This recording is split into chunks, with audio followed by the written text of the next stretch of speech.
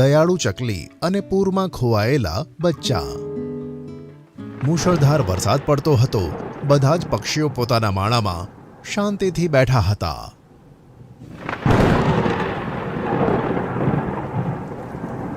એક ટીનું ચકલી પણ તેના બંને બચ્ચા સોનુ અને મોનુ સાથે તેના માળામાં બેઠી હતી.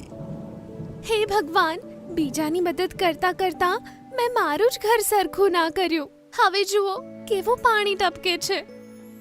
માં, એનો મતલબ છે બીજાની મદદ કરીએ તો આપણું જ નુકસાન થાય? ના બેટા, બીજાની મદદ કરવામાં ક્યારેય પોતાનું નુકસાન ના થાય. વરસાદ રોકાય પછી જોજો, હું બધાની મદદ લઈશ અને ઘરની છત સરખી કરાવી દઈશ. એ જ સમયે ગોલ્ડીબાજ ત્યાં આવ્યો. હે, આજે મારો બદલો લેવાનો આમની સાથે એકદમ સરસ મોકો છે. આમ કહી બાજ ટીનુના ઘરમાં ઘૂસ્યો. ટીનુ, અરે ગોલ્ડીબાજ, તું અહીંયા શું કરે છે? તારા કારણે મારું બહુ નુકસાન થયું છે ટીનુ. જ્યારથી તું આ જંગલમાં આવી છે તે બધાને પ્રેમથી રહેવાનું શીખવાડ્યું છે અને તેના કારણે હું કોઈની વચ્ચે લડાઈ નથી કરાવી શકતો કે ન તો શિકાર કરી શકું છું. ગોલ્ડી, તું અહીંયાથી જતો રહે.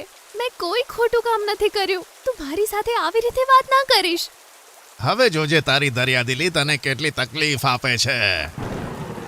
આમ કહી ગોલ્ડીબાજે બંને બચ્ચાને પકડી લીધા અને તેમને નદીમાં ફેંક્યા.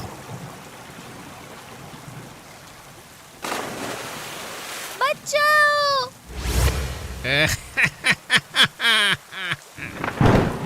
પોતાના બચ્ચાને વહેતા જોઈ ટીનુ ખૂબ જ ગભરાઈ ગઈ અને તેમની પાછળ દોડવા લાગી. બચાઓ! પાણી પૂર ઝડપે વહેતું હતું. તે પણ પૂર ઝડપે ઉડવા લાગી, છતાં પણ બચ્ચા સુધી ના પહોંચી શકી અને સામે જ એક ઝરણું દેખાતું હતું. હે ભગવાન, ઝરણું! તેણે પૂરો પ્રયત્ન કર્યો તે બચ્ચા સુધી પહોંચવાની જ હતી, પણ ઝરણું આવ્યું અને બંને બચ્ચા ઝરણા સાથે નીચે પડ્યા.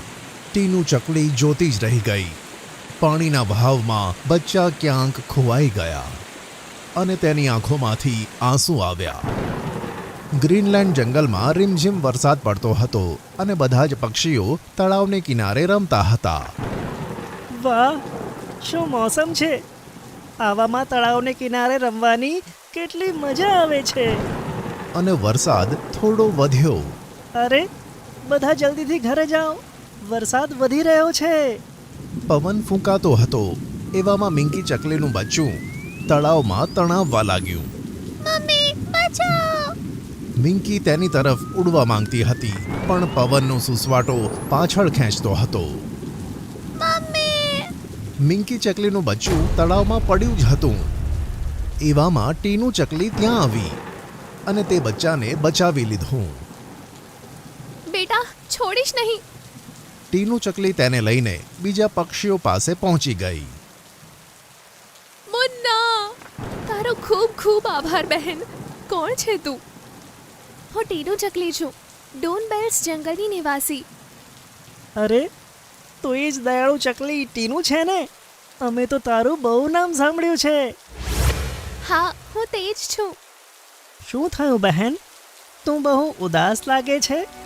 ટીનુએ તેની સાથે વીતેલી બધી વાત કહી દીધી. અરે ટીનુ, તારી ઘટના તો બહુ દુઃખદ છે. ભગવાન કરે તને તારા બચ્ચા જલ્દી જ મળી જાય. મને લાગે છે કે મારા બચ્ચાઓ આ જ જંગલમાં વહીને આવ્યા હશે. જો હું થોડાક દિવસ અહીંયા રોકાઉં તો તમને કોઈ હેરાનગતિ તો નહીં થાય ને? અરે, કેવી વાત કરે છે તું ટીનુ બહેન. હવે ટીનું ચકલી અને જંગલના બધા જ નિવાસી તેના બચ્ચાને શોધવા નીકળી પડ્યા. પણ ઘણા દિવસ શોધ્યા પછી તેમને સફળતા ન મળી. ટીનું હવે બહુ ઉદાસ રહેવા લાગી. ટીનુ, તું ઉદાસ ના થા. મારું દિલ કહે છે કે એક દિવસ તને તારા બચ્ચા જરૂર મળશે. હવે તો તેમને ફરીથી જોવાની જરાય આશા નથી. એવામાં સોનું કબૂતર એલાન કરતો ત્યાંથી પસાર થયો. મિંકી ચકલીને ઘણું વાગ્યું છે. થોડા સમયની તે મહેમાન છે. બધા જ પક્ષીઓ તેને છેલ્લી વાર મળવા માટે તેના ઘરે ભેગા થાય. અરે આ શું? મિનકી ચકલીનો જીવ જોખમમાં છે. ચાલો આપણે જલ્દી તેની પાસે પહોંચી જવું જોઈએ. તે બંને મિનકી ચકલીના ઘરે પહોંચ્યા. ત્યાં બીજા પક્ષીઓની સાથે ડોક્ટર બંદર પણ હાજર હતા. અરે મિનકી ચકલી, તારી બંને પાંખમાં આ શેના જખમો છે? હું ટામેટાના બાગોમાં ખાવાનું ખાવા ગઈ હતી. ત્યાં દુષ્ટ ગોલ્ડીબાજ આવ્યો. તેણે મારા પર હુમલો કર્યો.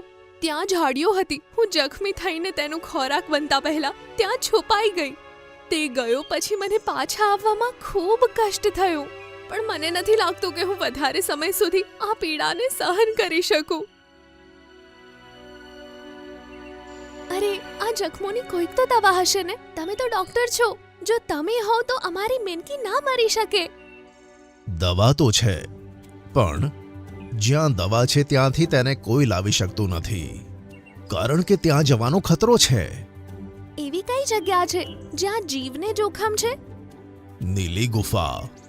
ત્યાં નીલગિરીનું એક ઝાડ છે જેના પર નીલું ફૂલ ઉગે છે. તે ફૂલના બનાવેલા લેપથી મોટામાં મોટો ઘા ઠીક થાય છે, પણ આપણી નદીનું પાણી તે ગુફામાં થઈને વહે છે.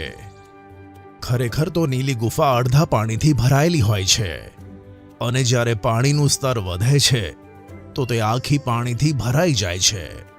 માટે આજ સુધી કોઈ તેની અંદર જવાની હિંમત નથી કરી શક્યું.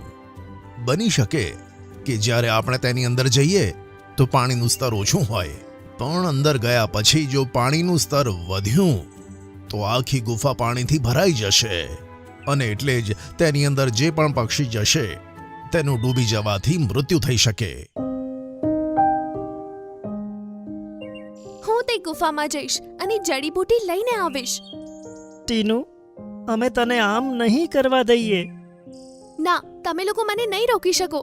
એમ પણ મારા 2 બચ્ચાઓ ખોવાયેલા છે. તેમનો વિરહ હું નહીં સહન કરી શકું. તેથી મને મારો જીવ ગુમાવવાનો કોઈ ડર નથી. આ સાંભળી બધા જ પક્ષીઓ આશ્વાસન ભરી નજરે ટીનુ ચકલીને જોવા લાગ્યા, અને ટીનુ નદી તરફ ઉડી ગઈ. ઘણો સમય ઉડ્યા પછી તેને એક ગુફા જોઈ. અરે આ ગુફા તો સાચે જ મોટા ભાગે પાણીથી ભરેલી છે. પણ મારે મિનકીનો જીવ બચાવવાનો છે. આ રિસ્ક તો લેવું જ પડશે. આમ કહી તે ગુફાની અંદર ઘૂસી અને આગળ વધતી રહી. જેમ તે અંદર પહોંચે પાણીનું સ્તર વધતું હતું. થોડી વાર ઉડ્યા પછી તેણે જોયું કે પાણી નીચેની તરફ વહેતું વહેતું ગુફાની બહાર નીકળી રહ્યું છે. ત્યાં તેને એક બગીચો જોવા મળે છે. અરે વાહ, આની અંદર કેટલો સુંદર બાગ છે. તેણે ઘણો સમય શોધવાનું ચાલુ રાખ્યું અને જોયું કે એક ઝાડમાં 2 નીલા રંગના ફૂલો લટકે છે. લાગે છે આ જ નીલગિરીના ફૂલ છે. તેણે એક ફૂલ તોડ્યું અને આગળ વધતી રહી. ત્યાં તેને જમીનની માટી પર કોઈક નિશાન જોવા મળ્યા. આ નિશાન તો કોઈ પક્ષીના લાગે છે. લાગે છે કોઈ પક્ષીનો બચ્ચો છે. તે નિશાનોની પાછળ ચાલવા લાગી અને એક દરવાજામાં થઈને બીજા છેડે પહોંચી ગઈ.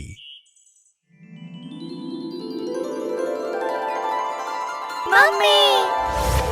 તેની આંખમાંથી આંસુ આવ્યા જ્યારે તેણે જોયું કે તેના 2 બચ્ચા ત્યાં જ હતા. મારા પ્રિય બચ્ચાઓ! ટીનુ તેમને ભેટી પડી. મમ્મી, અમને વિશ્વાસ હતો કે તમે અમને લેવા જરૂર આવશો.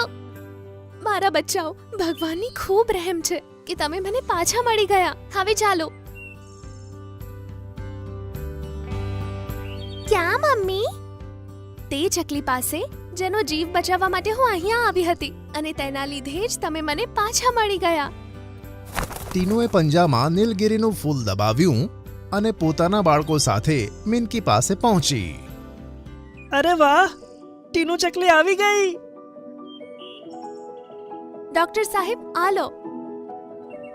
ડોક્ટર સાહેબે તરત જ તે ફૂલને ખાંડ્યું અને સરસ લેપ તૈયાર કર્યો અને મિનકીના ઘા પર લગાવ્યો. આહ! હવે મને ખાસો આરામ મળ્યો છે. તારો ખૂબ ખૂબ આભાર ટીનુ. અને આ 2 બચ્ચાઓ, હા તે મારા બચ્ચા છે જેમને શોધવા માટે હું અહીં આવી હતી. આ સાંભળી બધા જ વનવાસીઓ ખુશ થઈ ગયા. કોંગ્રેચ્યુલેશન્સ ટીનુ. હવે તો અમે તને ખુશ જોવાની ઉમ્મીદ રાખીએ કે નહીં? હા હવે મને કોઈ દુઃખ નથી. મારા બચ્ચા મને મળી ગયા છે.